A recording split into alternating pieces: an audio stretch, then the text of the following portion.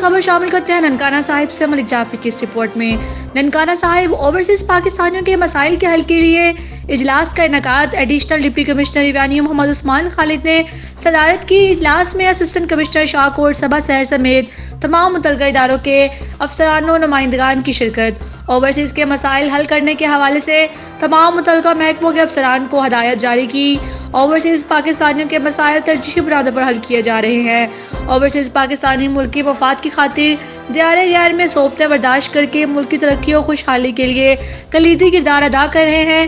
انہیں عزت و توقیر دینا اور وطن عزیز میں ان کے خاندان و املاک کا تحفظ بنیادی ذمہ داری ہے۔ اوورسیز پاکستانیوں کی طرف سے موصول ہونے والی درخواستوں کے ذریعے مسائل کو حل کروایا جا رہا ہے۔ اوورسیز پاکستانیوں کے جائز کام قلیل مدت میں حل کیے جائیں گے۔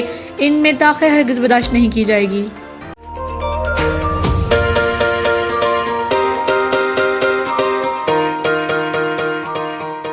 سنتیاگو کینین کالج کا اہم اعلان۔ پاکستانی طالب علموں کے لیے خوشخبری۔ پاکستان میں گھر بیٹھے اعلیٰ تعلیم کے خواہش مند کمپیوٹر سائنس اور بزنس ایڈمنسٹریشن میں آن لائن ٹریننگ پروگرام کے تحت 2 سالہ ڈگری پروگرام پیش کرتا ہے۔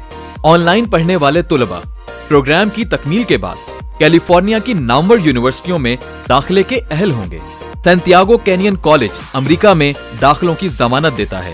سنتیاگو کینین کالج کا خصوصی پروگرام پاکستان کے لیے آپ کے خوابوں کی تعمیر، اعلیٰ مستقبل کی تعمیر۔ آج ہی داخلے کے لیے مندرجہ ذیل نمبرز پر رابطہ کیجیے۔